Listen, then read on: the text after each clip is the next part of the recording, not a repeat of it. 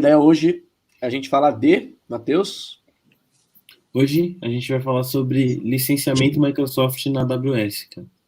A ideia é essa, então, a gente bater um papo aí de como é que funciona o licenciamento, né? Como é que são essas nuances. É claro que a gente não tem resposta para tudo, a gente sabe que licenciamento é um assunto polêmico, complexo, né? E às vezes até interpretativo, né, Lala? Sim, sim. E, inclusive, principalmente falando de licenciamento Microsoft, é o mundo, né, cara? É um mundo de estudo ali, né? E as modalidades... 30 anos de Exato. história, né? Tudo bem que tem coisa já de mas são 30 anos de história, né? Sim, então é uma coisa que se modifica muito, mas acho que com as nuvens, né, isso se simplificou muito e vem se modificando, né? Então a ideia é mostrar um pouquinho de como é esse cenário na AWS. Bom, para iniciar nossa conversa, né, nossa discussão, é importante falar um pouquinho sobre o licenciamento na AWS, né? Bom, o licenciamento na AWS tem, na verdade, são duas vertentes, né, digamos assim.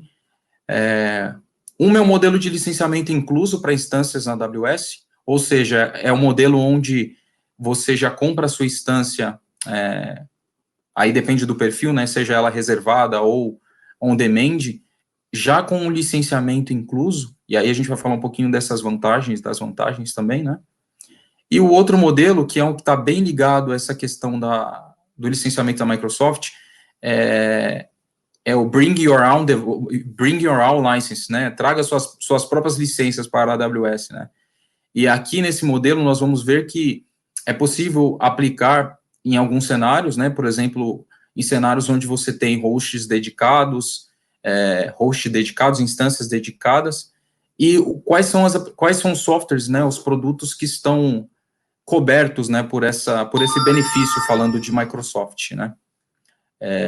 Ali a gente tem alguns requerimentos, com certeza a parte de License Mobility da Microsoft é um ponto que a gente vai tocar, é uma caixinha que viabiliza ou não esse uso de licenciamento dentro da AWS, tá? Mas é só para mostrar, só um overview mesmo de como funciona esse modelo hoje, né. Bom, falando um pouquinho do licenciamento incluso da AWS, né, quais são as vantagens, né? Bom, como eu falei, são dois modelos, vocês podem se perguntar, qual é o modelo correto, né? Depende da sua necessidade, né? No modelo de licenciamento incluso, você tem uma opção de pagar a medida que você utiliza, né?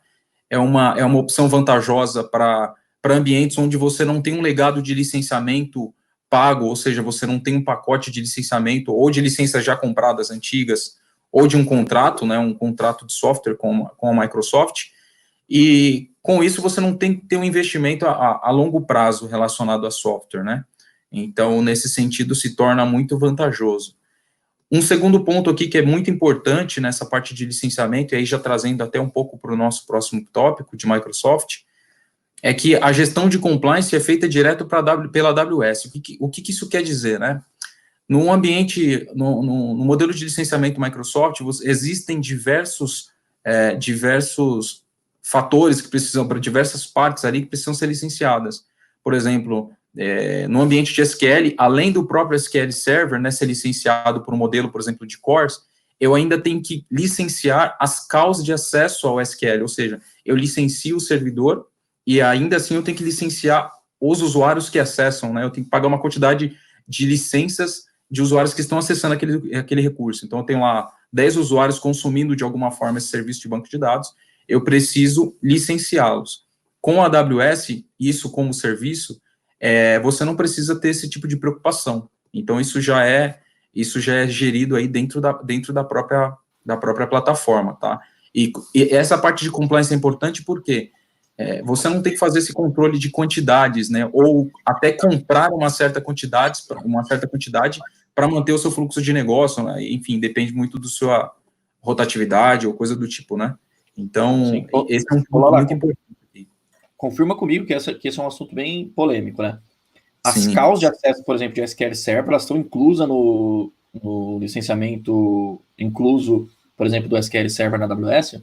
Sim, sim. Até tem até um material da AWS, que depois no final a gente pode até compartilhar, deixar nos links, mas a cal já está coberta aí, né?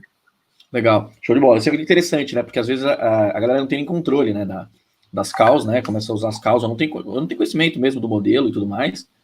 E o fato de você saber que você não tem que se preocupar com isso, às vezes você fala assim, o custo, né? O pessoal normalmente vai lá e faz o custo da licença. O pessoal tem muito hábito de ver o custo da tecnologia, né? Então, quanto custa o servidor, quanto custa o Windows, quanto custa não sei o quê.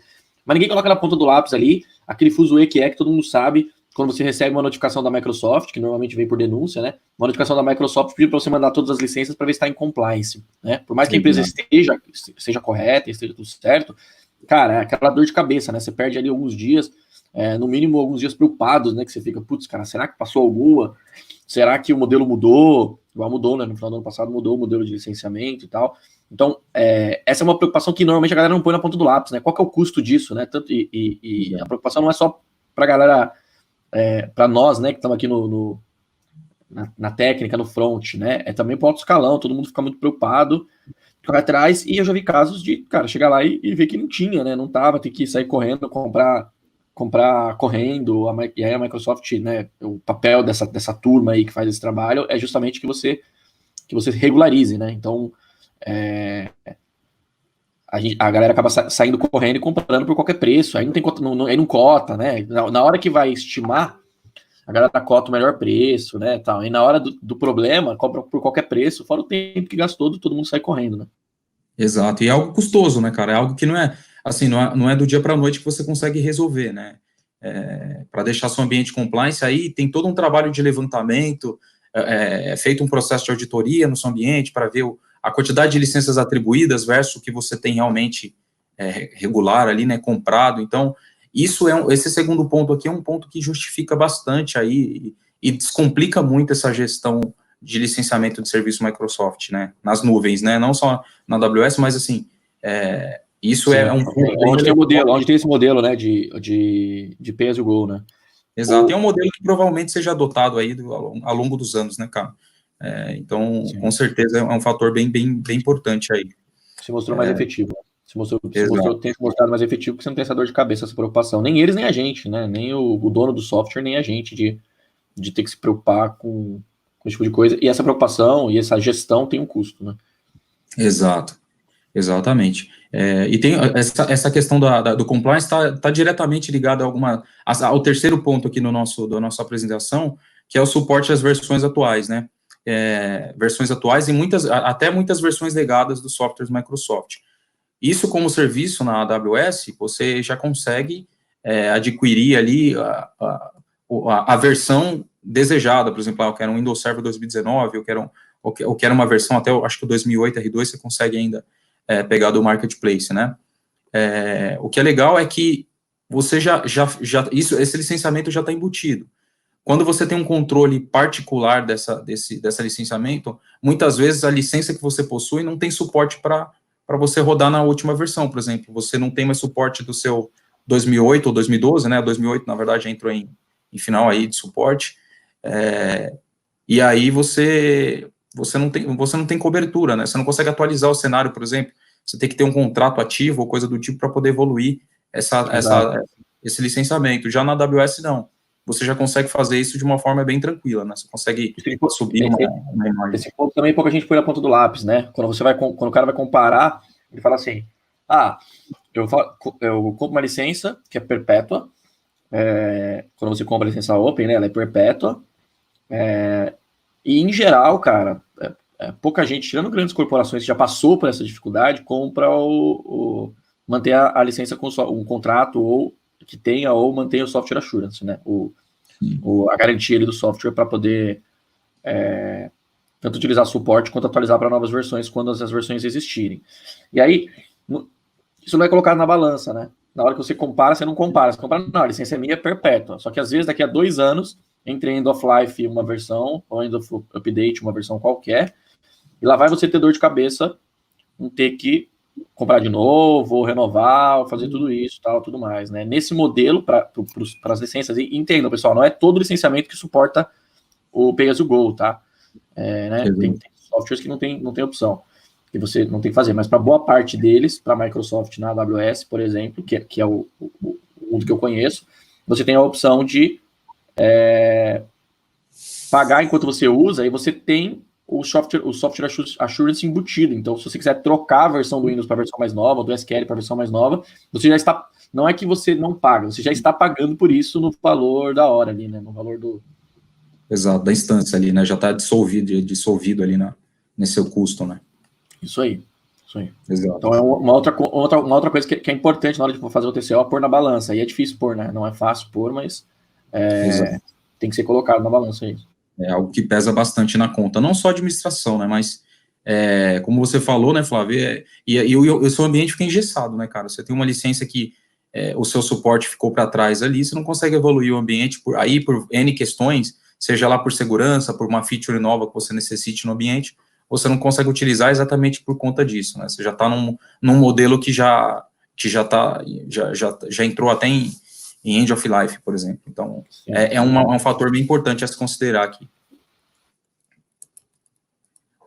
Bom, como eu falei, não tem um certo e errado, na verdade, são situações a serem avaliadas, né? O segundo modelo de instâncias com licenciamento BYOL, na verdade, né? Bring Your Own License. BYOL. Yes, IOL. Tem algumas vantagens, por exemplo, quando você já tem um pacote de software, né, você já tem isso dentro de algum contrato, ou você já tem pago esse cenário, e precisa subir isso no ambiente físico, num host dedicado, por exemplo, dentro da AWS. Então, você não precisa pagar o licenciamento Microsoft de novo. E tem algumas situações, por exemplo, a gente vai falar daqui a pouco sobre a questão do License Mobility, de softwares que você já tem licenciado no seu ambiente, e o seu contrato, o seu software assurance, né, que é um contrato de acordo na Microsoft ali para licenciamento, já permite com que você, por exemplo, aplique as suas licenças de SQL, que é um dos produtos, né, que tem esse suporte, dentro do seu ambiente AWS. Então, você pode subir a sua instância e o licenciamento ser aplicado no seu ambiente on-premise, sem que você tenha, por exemplo, que pagar o custo, você pagar um pouquinho a mais, claro, você tem uma diferença de valor na instância, para fazer o licenciamento desse recurso, né? O segundo ponto ali, que é o aumento de ciclo de vida de software com versões legadas, né? Como eu falei, se você já tem uma licença comprada, uma licença paga, mesmo que numa versão legada, por exemplo, até o 2008, a partir de 2008 R2, né? Você consegue subir uma instância com essa versão, subir a sua AMI, no caso, né? Subir a sua AMI, subir seu hosting específico e licenciar para essa versão. Então, você acaba ganhando ali, você já tem isso pago, né, é uma forma de você também reutilizar aí o que você já investiu, né. E o quarto ponto... É importante dizer, pessoal, que, assim, tem um modelo que é muito utilizado para quem tem já suas licenças que você vai trazer, que é o host dedicado. Então, na AWS você consegue ter uma instância, um servidor dedicado para você e instâncias dedicadas dentro desse servidor, tá? Então, você consegue ter até um bare metal ali só para você, um host físico dedicado só para você, né? Nesse caso, aí se aplica qualquer modelo de licenciamento, né? Porque teoricamente você está dentro do teu ambiente, né? Agora, quando a gente fala em EC2, né, em você trazer EC2 não dedicadas, vamos dizer assim, né, as EC2 que em geral a gente utiliza no dia a dia, para a Microsoft elas já vêm com a licença, né? Então, caso nada tenha mudado, né, até eu nunca digo que é assim, porque as coisas mudam muito rápido, né?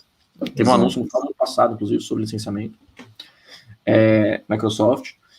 Então, eu não gosto de dizer que é assim, mas assim, até onde eu sei, o EC2, quando você licencia, o valor da hora do EC2 ali, Microsoft já está incluso o valor da licença do sistema operacional para utilizar ele e as calls de acesso, as calls de server, vamos dizer, da Microsoft, né?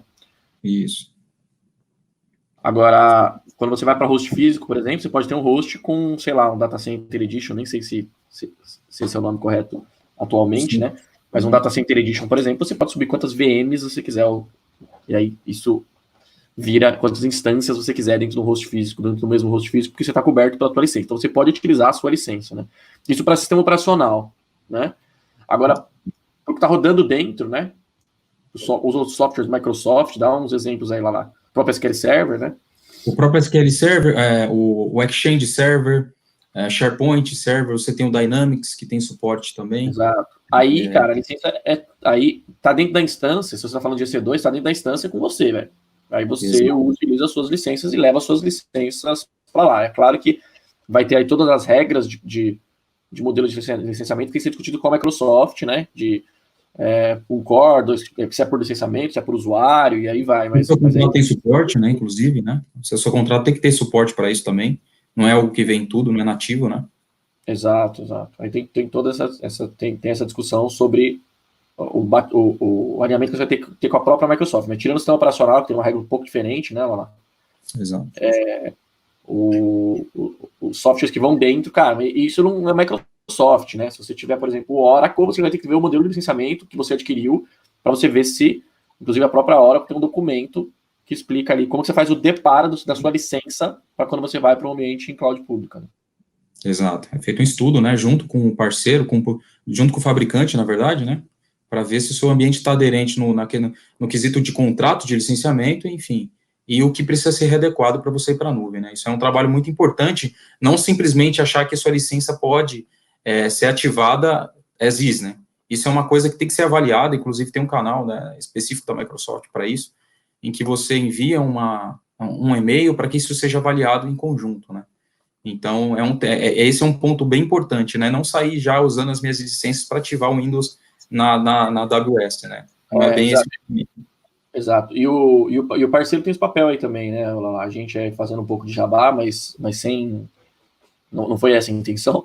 O parceiro está aí para isso também. Então, assim, além de conhecer e buscar, a gente tem os canais também dentro da própria AWS, a gente tem os canais para poder validar, né? Inclusive, assim, para quem não sabe, a AWS é o segundo maior cliente Microsoft do mundo. Né? Verdade.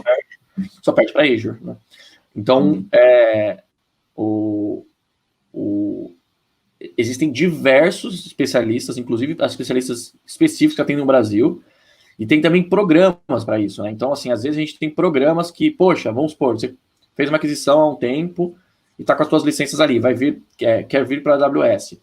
Mas, cara, se a gente fizer a conta ali, o licenciamento, por exemplo, de EC2, dependendo do tamanho do teu ambiente, você não vai vir para servidor dedicado, você vai para host dedicado, né? Você vai vir para EC2 e vai ter que trazer o licenciamento Microsoft. Puxa, Flávio, mas aí eu vou ter o licenciamento. Existem alguns programas que te beneficiam em outra ponta. Então, assim, você vai ter um prejuízo aqui de 10% do teu workload. A gente tem um programa que te dá de desconto esses 10% para que você possa... para que a conta possa fazer sentido, que a conta possa fechar, entendeu? Então, sim, existem diversos programas. Tem até eu vou até compartilhar com vocês aí que é bem recente. Se você for em darrede.com.br/Windows, Microsoft 2 AWS, Microsoft 2 AWS, é um até recente, que é um programa que a gente tem, se você quer migrar o teu workload para a AWS, a da rede em conjunto com a AWS, isso não é uma característica da rede, tá? Os parceiros têm também. A da rede em conjunto com a AWS, a gente paga o primeiro mês do teu workload dentro da AWS, justamente porque provavelmente você vai ter ali uma transição, né? Às vezes você ainda vai estar no on-premise, tendo o custo ali do on-premise, a manutenção e tal, e a migração, e o trabalho de migração, também é um custo que você vai ter, que se você está lá no teu ambiente on-premise, você não tinha. Então esse é um exemplo de um programa, tem diversos outros programas que às vezes a gente compensa o licenciamento. Na verdade, essa decisão que você tomou de licenciamento, alguns anos atrás, talvez ela já não faça mais sentido, e existem métodos para a gente tentar minimizar isso. Agora, existem casos que não tem jeito, pessoal. Existem casos que você fez um baita investimento de licenciamento, no data center legado, não faz mais sentido você ficar, porque os valores da cloud, né, a gente já fala bastante deles aqui, né? Quanto custa você poder aumentar uma instância que tem 2 cores para 32 cores da noite para o dia? Ou 64 cores da noite por dia, né? Esse é um valor que é difícil de calcular, né? Mas você chegou no momento que você já entendeu que não tem como, você tem que ir para esse mundo. Só que você tem um legado de licenciamento que você tem, né? Alguma coisa você vai poder utilizar, porque existe o modelo do Bring Your Own License, SQL Server é um exemplo. Agora, existem casos que você não vai conseguir trazer por um motivo N, por um motivo qualquer. Você tem lá, por exemplo, uma licença OEM que você comprou junto com o seu Dell, que só funciona naquele hardware. Né? Lala, acho que esse é um bom exemplo, né? Exato. as licenças, quando você compra a licença lá com o seu Dell, com o seu servidor, com o seu IBM, normalmente você compra a licença OEM, ela está vinculada àquele hardware. Então, se você tirou a licença do hardware, já não serve mais. Inclusive, se você está usando em um outro hardware, você já está fora de compliance, né? Você já não está adequado de acordo com o padrão da própria Microsoft. Exatamente. Bom, aqui eu trouxe só um pouquinho mais focado em AWS, né? Ou em Microsoft, o ambiente AWS em Microsoft, o licenciamento direto aí da Microsoft. É um paralelo bem parecido, né, com o modelo de licenciamento como um todo, mas como a gente vem comentando, a compra, o uso de licenças inclusas aí tem diversos benefícios, que como a gente já comentou. Entre elas, é você poder manter o seu ambiente em conformidade, e isso não só é EC2, tá? Por exemplo, o RDS é um dos serviços que se encaixam aí nesse modelo, né? Então, hoje você tem versões de RDS aí de Web Edition, Standard Enterprise, que esse modelo já se aplica. Então, você não precisa fazer o pagamento ou licenciar a quantidade de vCPUs, né? Na nuvem já é vCPU, para manter esse ambiente no ar, né? E o outro ponto é... Opa, pode falar, Fábio. Olá, só um adendo aí, tem um ponto que é o EC2, né? Tem gente que não sabe, tem gente que acha que só pode usar a licença da AWS se você utilizar o RDS, né? Que é o banco de dados gerenciado da AWS, da Amazon. Mas não, você pode usar a licença da AWS no EC2 também, tá? Então, se você quer usar EC2 não RDS, não gerenciado por um motivo qualquer, você pode usar a licença da AWS. Tem uma imagem que já vem junto com o valor da licença, você paga o valor da licença. Inclusive, tem instâncias EC2 Linux com SQL Server, que ela não tem o valor da licença do Windows, mas tem o valor da licença do SQL, e o RDS, né? Todo mundo sabe que por baixo dos panos roda em Linux e não em Windows, né? Por questão de licenciamento mesmo. Exatamente. Você só escolhe o modelo de licenciamento para SQL, que aí varia de acordo com a sua necessidade, se é função, enfim. E aí você consegue aplicar tanto como EC2 como RDS, né? O modelo de Bring Your Own License da Microsoft, né, tem alguns pontos que a gente precisa se atentar, que a gente até já comentou, né, que é em relação a você ter ou não um software assurance, né, um contrato ali de licenciamento com a Microsoft. Utilizando o serviço de Dedicated Hosts, né, na EC2, na AWS, você pode utilizar seu licenciamento já existente num host totalmente dedicado, e, às vezes, esse licenciamento já até perdeu o suporte. Você só tem uma premissa que essas licenças tem que ser... você tem que adquirir... Tem que ser licenças aí de um período antes de 1 de outubro de 2019, né? A partir desse período... Essa mudança aí, né? Na verdade, a Microsoft, no final do ano passado, deu esse soco no nosso peito aí. Vou falar porque a gente já participou de projetos juntos que a gente teve dificuldade disso. As licenças antes de outubro era uma regra. De outubro de 2019 para frente, a AWS criou uma regra que as licenças novas agora não podem mais ser colocadas dentro do servidor dedicado numa cloud pública, que não é Microsoft, né? E por quê? Porque ela mudou agora o modelo, ela tá meio que querendo alavancar esse modelo do mobility, acho, né? Meu entendimento é esse, né? Exatamente. E esse ponto aqui com o software assurance é o ponto que o Flávio comentou, né? É um modelo que você necessariamente precisa envolver a Microsoft para alinhar o que você tem em contrato, ou seja, você obrigatoriamente precisa ter o License Mobility para estar coberto em relação àquele software que a gente comentou. Não só ao Windows Server, né? E aqui até uma observação, nós falamos dos serviços que são suportados, né? Mas também tem os serviços que não são suportados. Mesmo com um Microsoft License Mobility, você, por exemplo, não pode mover uma licença de desktop para AWS, ou um VGA, né, que é usado para VDI em si, né, para a parte de virtualização de desktop, você não consegue levar esse licenciamento, até porque hoje isso você já contrata isso dentro do Workspace, já vem licenciado, né, então, do Amazon Workspace. Então, esses são dois exemplos de aplicações que você não pode levar, mesmo que tenha um contrato de License Mobility, você não tem suporte para levar desktop e o VGA, o Windows 10 VGA, que seja, para a AWS, tá? Então, isso é um ponto muito importante, é por isso que tem que ser bem alinhado junto com o fabricante, né? A Microsoft tem que estar envolvida para que esse levantamento de contrato seja a 4 mãos e essa decisão seja embasada numa visão de contrato mesmo. Não sair ativando e movendo as coisas para lá. E tome muito cuidado, pessoal, e tome muito cuidado com isso, e busquem parceiros, né, Microsoft, de confiança. Por quê? Porque você tem um conflito de interesse na cara aqui, né, Olá? Porque sim. Aí você vai comprar de uma revenda, né? Quem representa normalmente a Microsoft é uma revenda, né? E aí você tem uma revenda, a da rede, por exemplo, é uma revenda AWS, ou Microsoft. Então, se você não tem um parceiro de confiança, né? E isso está muito aderente ao mundo de cloud, né? Por exemplo, na AWS, por exemplo, eu quero diminuir o seu custo, eu não quero aumentar o seu custo, né? Eu quero ser parceiro e jogar lado a lado. Com a Microsoft não é diferente, entendeu? Quando a gente vai fazer o licenciamento, a gente vê o que é melhor para você. Mas eu estou te vendendo um produto também, né? Então, você precisa buscar um parceiro muito de confiança, que você tenha um relacionamento muito bom, e que você saiba que não vai conflitar esse interesse, porque é muito comum, e o pessoal aí mais experiente que está na call deve saber, você chega lá para uma revenda, para querer pedir, o cara vem e te traz o mais caro, e o cara está representando a Microsoft, né? E não o melhor para você. Às vezes, o melhor para você não necessariamente é o mais caro, né? Então, é importante ter alguém de confiança aí, porque existem um montão de formas diferentes de você licenciar o mesmo workload, né? Exatamente. Por isso tem que ser um parceiro de confiança alinhado ao que você precisa, né?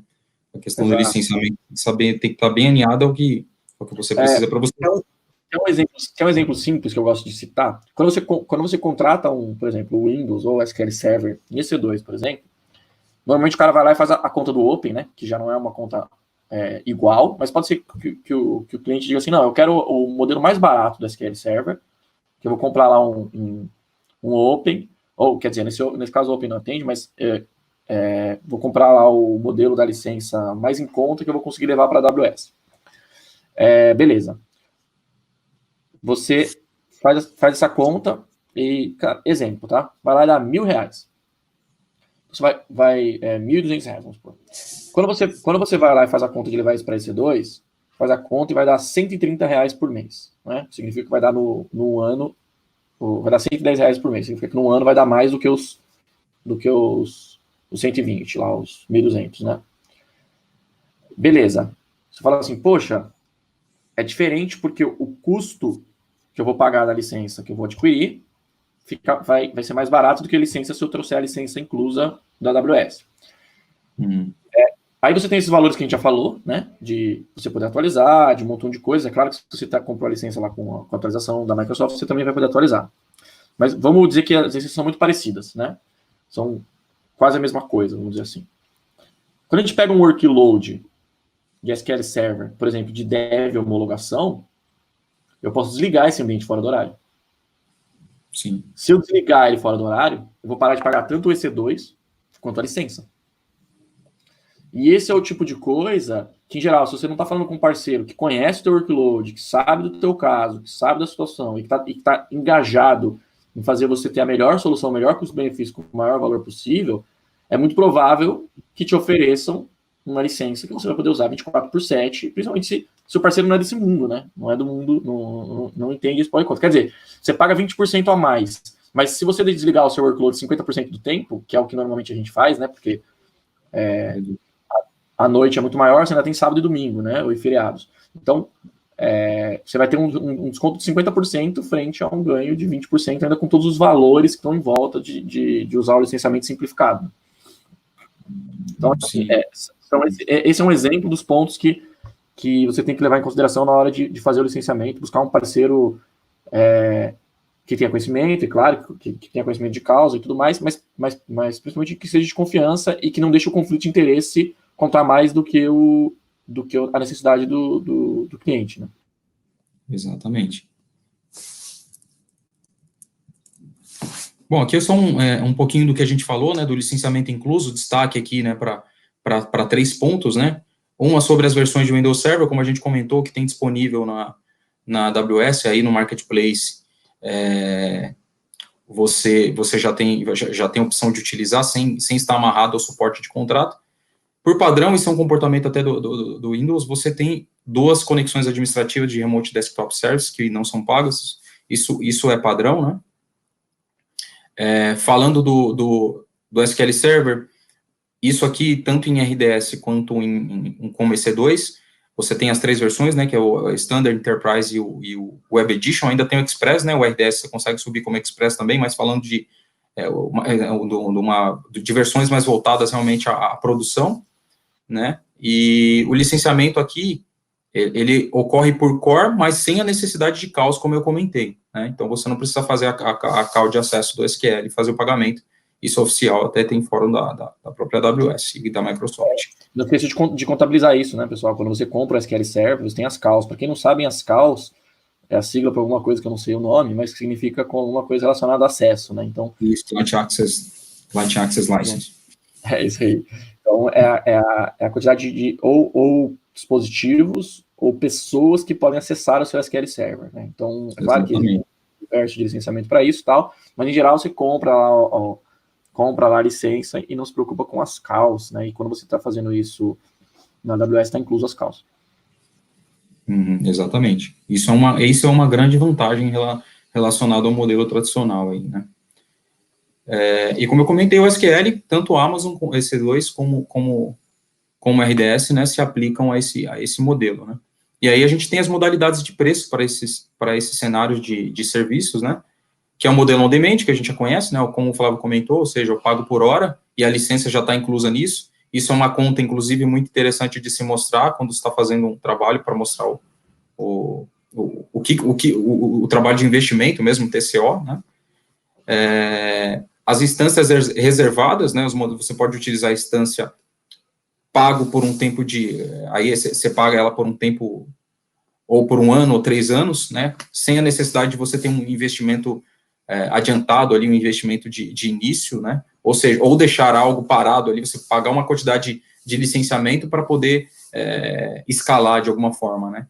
Então, isso é mais um ponto, ou seja, se você não tem a quantidade necessária de licenciamento para poder aplicar no seu ambiente, falando de um ambiente tradicional, não é do dia para a noite que você consegue uma licença para poder aplicar. Então, isso, dependendo do negócio que você tem, isso pode ser um problema, não é? Sim. As reservas a gente falou bastante já aqui em outras lives, as reservas, na verdade, é você comprometer aquele recurso por 1 ou 3 anos, pagando mensalmente ou de forma adiantada, e aí você consegue ter descontos também, tá? Então você consegue, eu comprei uma licença aqui por 1 ano, então o valor já vai ser menor que você vai pagar no pacote, né? No recurso computacional mais licença. E tem também o Savings Plan, né, pessoal? Tem o Savings Plan aí, que é uma nova modalidade de reservas, que não engloba ainda o RDS, engloba só o EC2, então você consegue comprometer um budget, então você fala assim, eu quero $1.000 por mês, e aí você, com esses primeiros $1.000, você vai pagar tudo mais barato, que é o preço de reservado, e depois desses $1.000, você passa a pagar o preço on-demand. Isso aí. E por último, as instâncias do tipo Spot, né? As instâncias que são os recursos disponíveis ali da AWS, você consegue comprar, ao invés de ter um pagamento por demanda, você utiliza o que está, o que é compartilhado, na verdade, o recurso disponível ali da AWS é um recurso compartilhado muito barato, né? Exato. Vamos colocar o link aí que a gente falou sobre o Economics, e aí a gente explica direitinho o que é Spot. Legal, bacana. Bom, aqui só para trazer os 3 pilares, né? Os 3 principais assuntos aqui, um compilado disso que a gente conversou, até uma imagem do Invent da AWS, exatamente para falar sobre isso, os benefícios que a gente comentou, né? De Pay as you go, multi-tenant ou dedicated instance. A AWS provê as imagens, né? Você não precisa, você pode consumir tanto do marketplace, né? No caso, versões antigas são suportadas. E a AWS faz a gestão de compliance, né? Aqui a parte de mobility, como a gente comentou, requer você ter um software assurance ativo e com a possibilidade com essa opção de license mobility, né? Algo a ser consultado junto ao parceiro, e inclui a SQL Server, Desktop Service, Exchange, SharePoint, o legado aí o Skype também, Skype Server, né? No caso, ela também é coberto, entre outras aplicações. Tem uma lista aí de mais ou menos 30 aplicações aí no site da AWS, que vocês podem consultar aí as licenças que incluem, né, os serviços que estão inclusos aí, é uma gama aí de mais de 30 serviços. Como eu comentei, não inclui a parte de Windows Desktop, ou o Microsoft Office, por exemplo. Isso não se aplica para o Office, então, quando você contrata, por exemplo, um Workspace, você já tem a opção de contratar com Office ou não, isso já é por demanda, né? Então, são exemplos aí do que não está incluso, né? E a parte de Dedicated Host, como a gente comentou, precisa seguir um padrão de licenças que foram adquiridas aí até 1 de agosto de 2019, né? Que foi a partir daí que tivemos as mudanças. E os clientes precisam estar compliance em relação à Microsoft, enfim, tem que ser feita uma avaliação de contrato para que isso possa rodar da forma correta, né? Olha lá, deixa eu só tirar uma dúvida. As regras de 2019, o que foi adquirido de 2019 para trás, pode vir mesmo sem software assurance, certo? Sim. Você pode, por exemplo, aplicar num host dedicado seu, que é aquela máquina que você ainda tem a gestão completa dele, você consegue aplicar isso você consegue aplicar a sua licença. De lá para cá, só que tiver com software assurance válido, vamos dizer assim, né? Só que tiver com garantia. Exatamente. Beleza? Muito bom.